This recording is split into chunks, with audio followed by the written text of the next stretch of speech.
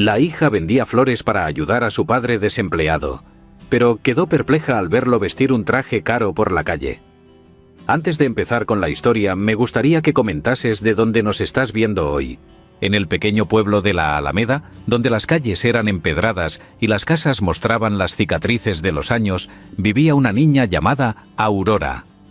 Desde que tenía memoria, su vida había girado en torno a su familia y la venta de flores.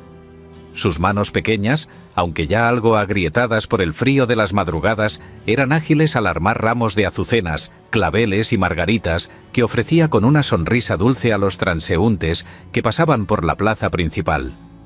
Ella amaba las flores, no solo por su belleza, sino porque sabía que con cada ramo vendido ayudaba a su padre, Mateo, quien llevaba meses sin encontrar trabajo.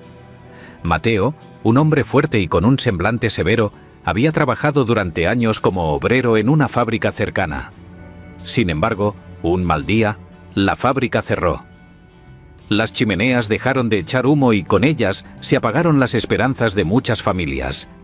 Mateo era un hombre trabajador, pero el desempleo le pesaba como una carga imposible de soportar. Cada día, al amanecer, salía con la promesa de regresar con algún empleo, alguna tarea o algo que les permitiera sobrevivir.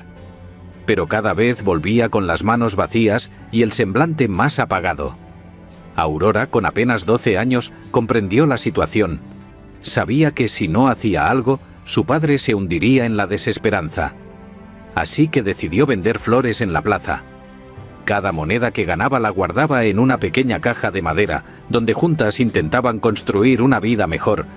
No era suficiente para grandes lujos, pero, al menos, podían seguir adelante. El sol aún no había salido cuando Aurora, como todos los días, salió de su pequeña casa. Caminaba con paso ligero, su canasta de flores sobre el brazo y su cabello trenzado. La plaza, que solía estar repleta de vendedores ambulantes y turistas, estaba tranquila en las primeras horas de la mañana. Aurora se acomodó en su rincón, colocó las flores en exhibición y esperó. La brisa fresca acariciaba su rostro mientras pensaba en las cuentas que su padre trataba de pagar. Aunque no decía nada, Aurora sabía que las cosas en casa no iban bien. Las deudas se acumulaban, la comida escaseaba y el invierno se acercaba. Mientras ofrecía sus ramos a las pocas personas que pasaban, Aurora comenzó a notar algo extraño. En las últimas semanas, su padre se había vuelto más reservado. Antes, siempre le contaba lo que sucedía durante sus días buscando empleo, pero últimamente llegaba a casa tarde, murmurando excusas vagas y evitando su mirada. Aurora, preocupada pero sin querer confrontarlo, decidió seguir trabajando, creyendo que todo se resolvería. Una tarde, sin embargo, todo cambió. Era un día lluvioso. Aurora se había quedado bajo un pequeño tejado para proteger sus flores de la tormenta repentina. Los ramos que no vendió aquel día empezaban a marchitarse en sus manos, como si fueran el reflejo de la situación en casa. Las pocas monedas que logró reunir apenas alcanzarían para comprar pan y algo de sopa. Decidió regresar temprano a casa. Caminó bajo la lluvia, sintiendo el peso de la preocupación en sus hombros. Al acercarse a su calle, vio algo que la dejó completamente inmóvil. A unos metros de su casa, vio a su padre, Mateo. Pero no era el hombre abatido y cansado que esperaba ver. Frente a él, había un grupo de hombres, elegantemente vestidos, todos bajo paraguas negros que resaltaban en el gris de la tormenta. Lo más desconcertante era su padre. Estaba vestido con un traje fino, impecable. Tenía un abrigo largo y oscuro que lo hacía parecer un completo desconocido. Su porte era erguido, seguro, como si las dificultades que llevaban meses acosándolo nunca hubieran existido. Aurora, confundida, se escondió detrás de un poste, observando desde las sombras. Mateo hablaba con los hombres como si fuera uno de ellos, incluso compartiendo una risa ocasional. Los gestos eran amistosos, casi de camaradería, pero había algo inquietante en la escena. El brillo en los ojos de su padre y la forma en que se comportaba no eran naturales, no eran el hombre humilde y honrado que conocía. Los hombres le entregaron un sobre a Mateo, quien lo tomó rápidamente y lo guardó en su bolsillo. Aurora sintió su corazón latir más rápido. ¿Qué estaba sucediendo? ¿Quiénes eran esos hombres? ¿Por qué su padre estaba vestido así? Mateo se despidió de los hombres con un apretón de manos y comenzó a caminar hacia su casa. Aurora, temiendo ser descubierta, corrió hacia una calle lateral y se escondió. Desde allí, lo vio entrar a la casa, mientras se quitaba el abrigo y volvía a ser el hombre de siempre, desaliñado y cansado. Pero la imagen de su padre con ese traje caro seguía grabada en su mente. Cuando entró a la casa minutos después, encontró a Mateo sentado junto a la mesa, con la cabeza entre las manos. El sobre que había recibido estaba abierto y al lado de él había varios billetes, más dinero del que Aurora había visto en toda su vida. «¿Papá?», preguntó Aurora, su voz temblando levemente. Mateo levantó la vista, sorprendido al verla. El silencio entre ambos era pesado, cargado de una verdad no dicha. «Aurora», dijo finalmente su voz ronca, «no es lo que piensas. ¿Qué está pasando? ¿De dónde sacaste todo ese dinero?», insistió, sus ojos fijos en los billetes. Mateo suspiró profundamente. Sus hombros se hundieron, como si la culpa que llevaba cargando fuera demasiado pesada para él. «Hice lo que tenía que hacer», susurró. Y entonces comenzó a contarle la verdad. Mateo había caído en una red peligrosa. Después de meses sin trabajo y con las deudas acechando, un hombre del pueblo le había ofrecido una oportunidad que no pudo rechazar. Al principio, solo era un trabajo sencillo, transportar cosas de un lugar a otro, pero pronto descubrió que no todo era legal. Los hombres con los que se había visto estaban involucrados en negocios turbios, contrabando, y aunque sabía que estaba mal, el dinero era demasiado tentador. No quería que Aurora o su madre pasaran hambre. No quería perder la casa.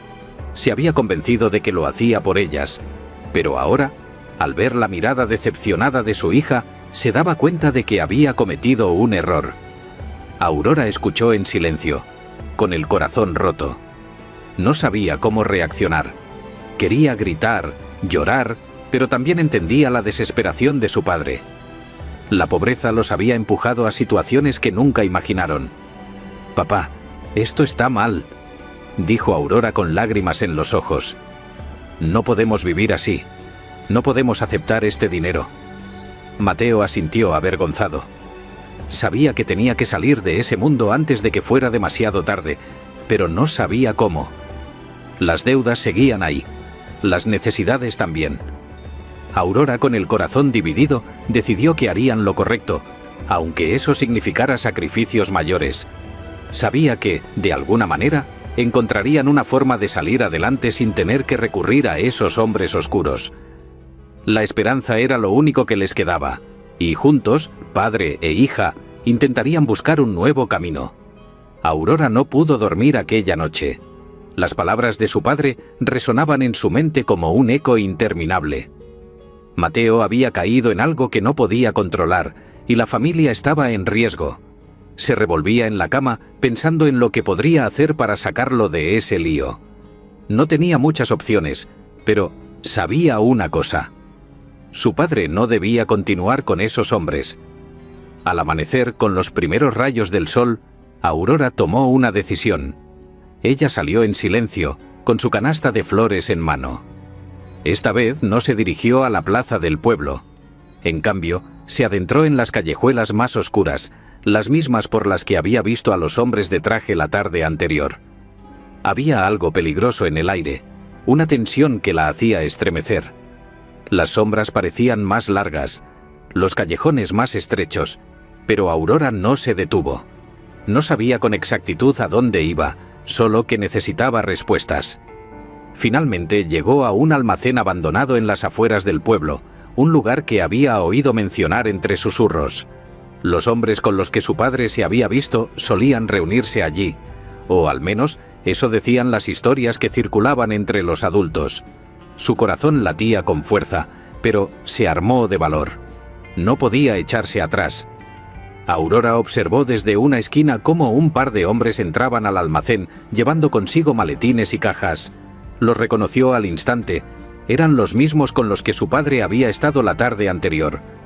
Esperó a que la puerta se cerrara y, tomando una bocanada de aire, se escabulló entre las sombras y logró acercarse a una ventana rota. Desde allí, vio algo que la dejó helada. Dentro había una reunión en marcha. Los hombres discutían en voz baja sobre mercancía, rutas y cifras, pero lo que más la sorprendió fue ver a su padre en una esquina, observando en silencio. Estaba claramente incómodo, ajeno al grupo, como si estuviera arrepentido de haber llegado hasta ahí. Su padre siempre había sido honrado, pero ahora se encontraba enredado en una red de criminalidad de la que, sin duda, le sería difícil salir. Aurora sintió el impulso de entrar y sacar a su padre de allí, pero sabía que eso sería peligroso. En su lugar, retrocedió lentamente, tratando de planear un enfoque más cuidadoso. Tenía que hablar con alguien, pero ¿quién podría ayudarla? De camino a casa, Aurora se dio cuenta de que no podía enfrentarse a ese problema sola. Pero no quería meter a su madre en esto. Ella no podía saberlo, no aún. Entonces pensó en Tomás, un viejo amigo de su padre. Era un hombre que había trabajado junto a Mateo en la fábrica antes de que cerrara. Tomás siempre había sido justo y honrado, y Aurora estaba segura de que él podría ayudarlos. Con la resolución clara en su mente, fue directamente a la casa de Tomás. Cuando llegó, la recibió el sonido de herramientas y martilleos. Tomás estaba reparando una vieja silla en el patio de su casa. Al verla, sonrió con calidez. «Aurora, pequeña, ¿qué te trae por aquí tan temprano?», preguntó dejando sus herramientas a un lado. Aurora vaciló por un momento, pero luego soltó todo de golpe. Le contó sobre los hombres, el dinero, el traje caro y el almacén. Tomás escuchó en silencio. Su expresión se oscureció conforme las palabras de Aurora avanzaban. Al terminar, él se llevó una mano a la barbilla, pensativo. «Sabía que tu padre estaba pasando por tiempos difíciles, pero nunca imaginé que llegaría a esto», dijo finalmente con voz grave. «No podemos dejar que siga en ese camino. Esos hombres son peligrosos, Aurora. No perdonan». «¿Entonces qué hacemos?», preguntó ella con una mezcla de miedo y esperanza en su voz. Tomás respiró hondo antes de responder. «Primero tenemos que sacarlo de esa situación sin que lo descubran. Si intentamos enfrentarlos directamente, podríamos empeorar las cosas. Pero tengo una idea». Su voz se fue apagando mientras pensaba en los próximos pasos. «Necesito hablar con alguien que pueda ayudarnos sin levantar sospechas». Aurora lo miró con curiosidad. «¿Quién?». «Mi primo Jaime trabaja en el cuerpo de policía de la ciudad, pero es una persona discreta. Le debemos contar lo que está pasando, pero sin involucrar directamente a tu padre, al menos no todavía. Si Jaime investiga a estos hombres desde dentro, podríamos conseguir pruebas suficientes para detenerlos sin que tu padre esté en peligro». Durante los días siguientes, Tomás y Aurora trabajaron en su plan. Tomás se contactó con su primo Jaime, quien aceptó ayudarlos en secreto. Mientras tanto, Aurora continuó vendiendo flores, actuando como si todo estuviera normal, pero siempre con el ojo puesto en su padre, observando cada movimiento que hacía. Una tarde, Jaime llegó al pueblo disfrazado de un simple comprador. Nadie sospechó que en realidad estaba investigando los movimientos de los hombres del almacén. Poco a poco, Jaime empezó a recopilar información, descubriendo que el grupo con el que Mateo se había involucrado era mucho más grande y peligroso de lo que imaginaban.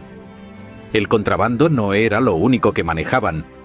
También estaban implicados en robos y fraudes, y había rumores de que planeaban algo grande, algo que involucraba a todo el pueblo. Jaime no tardó en reunir pruebas suficientes para actuar. Pero antes de hacer cualquier movimiento, decidió hablar con Mateo. Sabía que sacarlo de esa red no sería fácil, pero tenía que intentarlo. Una noche, mientras la luna brillaba débilmente sobre el pueblo, Jaime y Tomás fueron a ver a Mateo en su casa. Aurora se quedó en la puerta, observando desde las sombras. Mateo abrió la puerta sorprendido al verlos allí. «¿Qué están haciendo aquí?», preguntó nervioso, sabiendo que algo no andaba bien. Jaime fue directo. Mateo, sabemos lo que está pasando. Sabemos en qué te has metido y hemos estado investigando a esos hombres. Estás en peligro, y no solo tú. Aurora y tu esposa también lo están. Mateo palideció. Sus manos comenzaron a temblar. Sabía que Jaime tenía razón, pero también sabía que salir de ese mundo no era tan simple. No puedo salir, ellos me encontrarán, me matarán si intento irme. Jaime lo miró con firmeza. Hay una forma. Tengo pruebas suficientes para detenerlos, pero necesito tu cooperación. Si me ayudas, podremos desmantelar todo el grupo y protegerte a ti y a tu familia. No tienes que cargar con esto solo, Mateo, pero tienes que decidir ahora. Mateo se hundió en la silla. Parecía que el peso del mundo estaba sobre sus hombros. Se quedó en silencio durante varios minutos mientras las voces de su hija y su responsabilidad lo atormentaban. Finalmente, con lágrimas en los ojos, asintió. Haré lo que sea necesario para proteger a mi hija. Con la ayuda de Mateo, Jaime y la policía organizaron una operación para desmantelar la organización criminal. Fue una noche larga y tensa. Las autoridades actuaron rápido, arrestando a los cabecillas mientras Mateo y su familia eran llevados a un lugar seguro. Los hombres de traje que habían atado a Mateo a su red fueron detenidos y poco a poco la paz comenzó a regresar a sus vidas. Aurora, aunque aún joven, había aprendido una dura lección sobre la vida y la moralidad. Había visto de cerca la desesperación de su padre y cómo, en su amor por ella, había estado dispuesto a sacrificarse de manera equivocada. Pero también había aprendido que siempre había un camino de regreso, siempre había esperanza. Cuando todo terminó, Mateo dejó atrás la oscuridad de su pasado y, con el tiempo, consiguió un trabajo honesto. Aunque las cosas no fueron fáciles, la familia volvió a caminar con la frente en alto, sabiendo que habían enfrentado sus miedos y habían salido del otro lado más fuertes que nunca.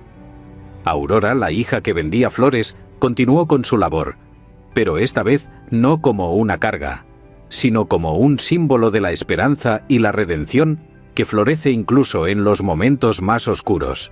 El dueño de un restaurante en quiebra permitió que una pareja de mendigos vivieran en el restaurante unos días. Y no creerás lo que pasó. En un pequeño pueblo costero, la familia Estrada llevaba generaciones al frente de un restaurante llamado El Faro del Sabor. Este lugar había sido testigo de numerosas celebraciones, cenas familiares y reencuentros, pero los tiempos habían cambiado, y con ellos, la suerte del restaurante. Carmen y José Estrada, la pareja que dirigía el lugar, habían tomado la difícil decisión de vender el restaurante. Sus hijos ya no querían seguir con el negocio familiar y se habían mudado a la ciudad en busca de nuevas oportunidades. Carmen y José, cansados y con ganas de descansar, colocaron un cartel de «Se vende» en la ventana y comenzaron a buscar un comprador que estuviera dispuesto a mantener el legado. Los días pasaban lentamente, y mientras esperaban una oferta adecuada, el restaurante seguía abierto, aunque con menos clientela cada día. En una de esas noches frías de invierno, mientras Carmen cerraba las puertas del local, notó a una pareja que se refugiaba en la entrada para protegerse del viento.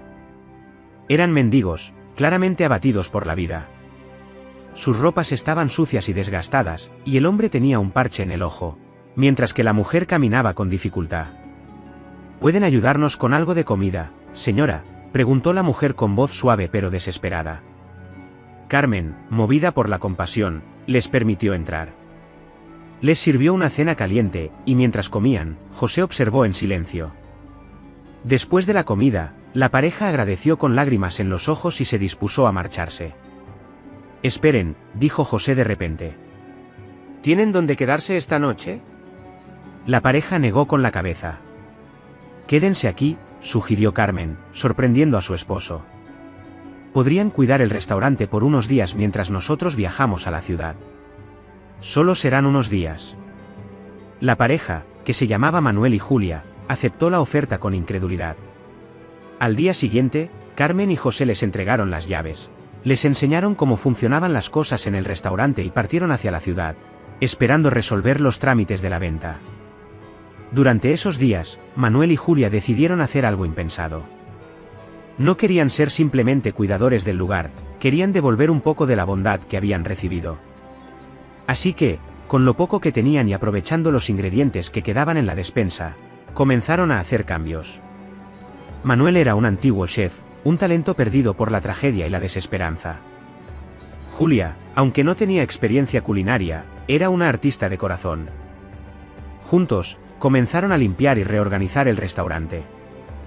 Julia decoró las paredes con hermosos murales improvisados, mientras que Manuel reinventó el menú, creando platos con los ingredientes más simples pero con un sabor que cualquier comensal recordaría por siempre.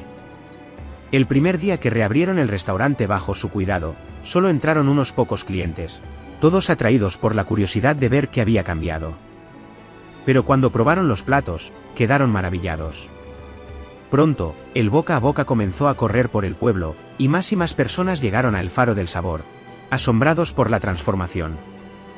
5 días después, Carmen y José regresaron al pueblo. Esperaban encontrar el restaurante tal como lo habían dejado, tal vez un poco más desordenado, pero en su mayoría igual. Al acercarse al local, notaron algo extraño: había una fila de personas esperando afuera. El cartel de "Se vende" había desaparecido, y en su lugar, una pizarra con el menú del día estaba escrita con tiza. «¿Qué está pasando aquí?», murmuró José.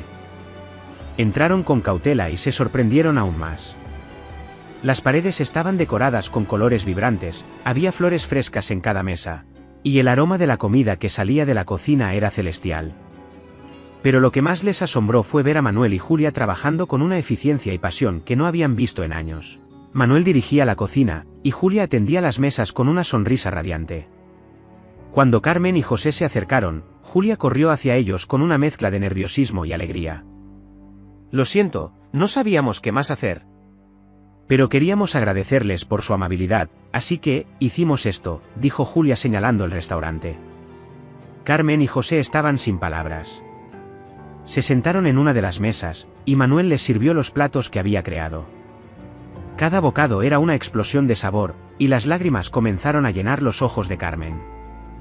«No puedo creerlo, esto es mejor de lo que jamás imaginé», dijo José, finalmente rompiendo el silencio. Al terminar la cena, Manuel y Julia se acercaron a la pareja Estrada, esperando su veredicto. No sabían si habían cruzado una línea al hacer tantos cambios, pero lo único que querían era mostrar su agradecimiento.